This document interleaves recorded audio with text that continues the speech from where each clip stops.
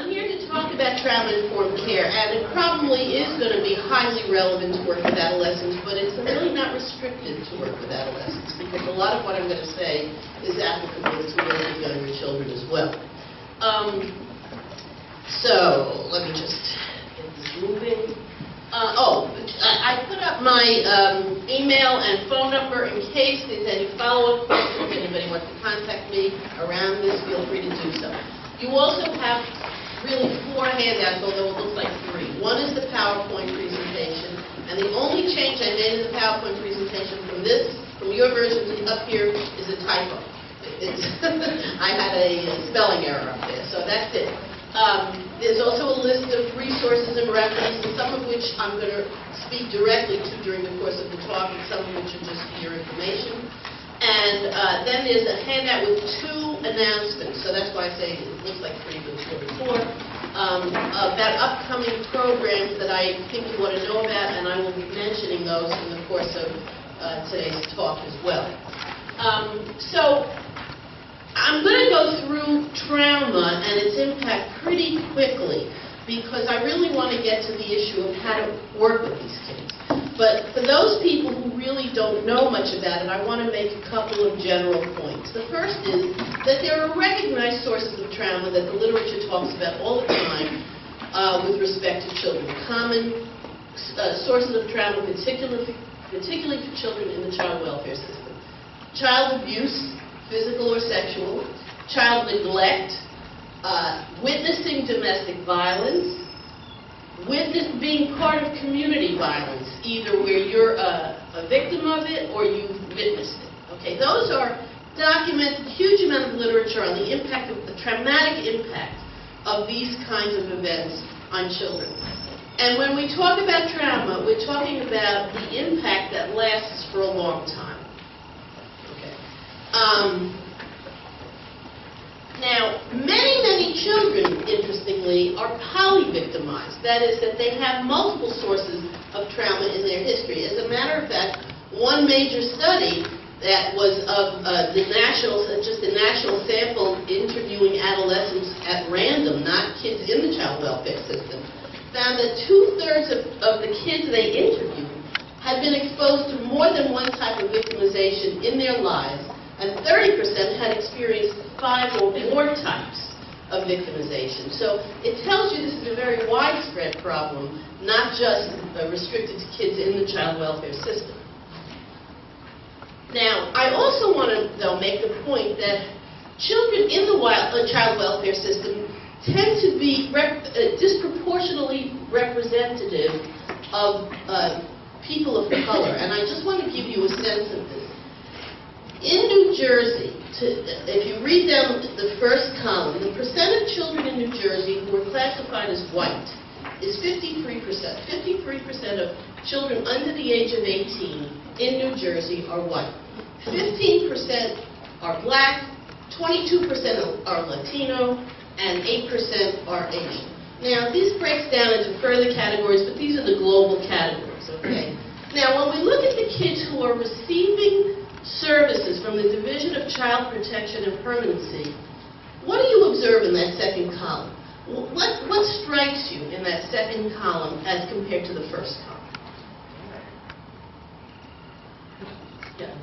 There's more of the black children than get group and right. So the percentage of children who are in the child welfare system who are black is 32%, which is double their percentage in the population.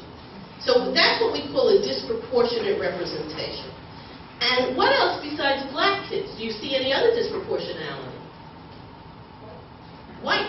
Okay, we tend to forget that. All right, we have actually an underrepresentation of white children and Asian children in the child welfare system. The only group that's about where its numbers in the population are Latino children, interestingly, okay?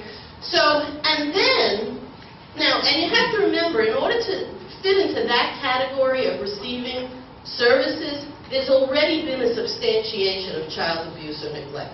We're not talking about, I didn't include figures related to how many kids are reported. Once it's reported and there's an investigation, then there's a substantiation or not. So these kids that we're talking about as receiving services, the abuse neglect has been substantiated.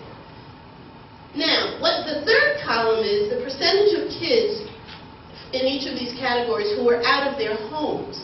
Because if DCPP substantiates abuse, children are not automatically removed from their homes. There may be services provided in the home.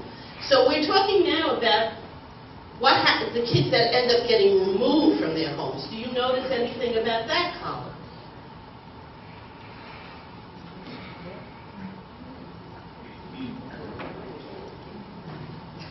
A large percentage of blacks are living out of home in a disproportionate amount. Yes. So it's even greater than the question of who's receiving services and substantiated. Now, once you get to removal, even higher level of disproportionality. The white disproportionality remains about the same. The Latino figures remain about the same. And Asian, even less. Okay, very few Asian kids are removed, even if there's a substantiation. So it's an interesting thing to think about. Now, the reason I'm raising this with you is because it is important to have some overall perspective on the role of poverty and racism in these figures, okay, to understand something about how this operates.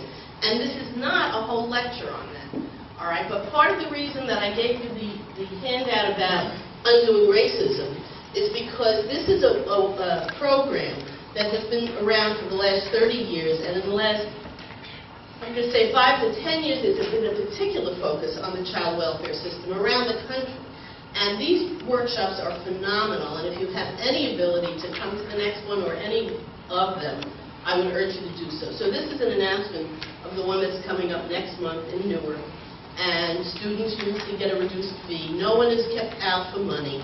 I make no money. I have no financial investment in this training, but I am very invested in getting the word out to people. So I urge you to consider coming.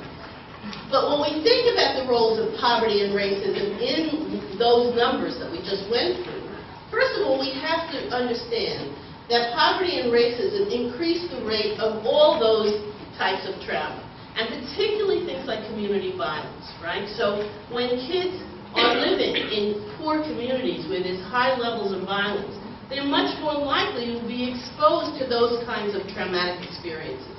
In addition, poverty particularly is clearly related to stresses that seem to contribute to child neglect and physical abuse in particular. So if families are financially stressed, you're going to get higher rates of child abuse. Poverty and racism also themselves act as chronic levels of stress, increasing the difficulty of managing any kind of trauma. All right, so then when people are poor, when they're living in oppressed groups, they often have inadequate resources, and the impact of discrimination makes it harder to cope with any trauma that may come up. There are intergenerational traumatic effects. We've spent a lot of time in the mental health literature looking, for example, at second generation and third generation of Holocaust survivors. But we haven't spent equal amounts of time at all looking about the intergenerational effects of slavery and Jim Crow and continuing oppression of various kinds. So this is a really significant issue. And then there's the whole question of how people perceive their society views them. And if they're perceived as being devalued, not as important, not as good, something wrong with me, then we call that negative stereotyping, and it leads to feelings of being stigmatized, of something being wrong with me, which makes it much harder to recover from any kind of traumatic experience. So I'm just giving you that because I think we often neglect this. When we talk about trauma-informed care, we tend to focus on acts of abuse or neglect within the family, and we don't focus on the fact that so many of the kids in the child welfare system come from these kinds of backgrounds and are carrying this baggage as well as the baggage of abuse and neglect that got them into the child welfare system. Okay.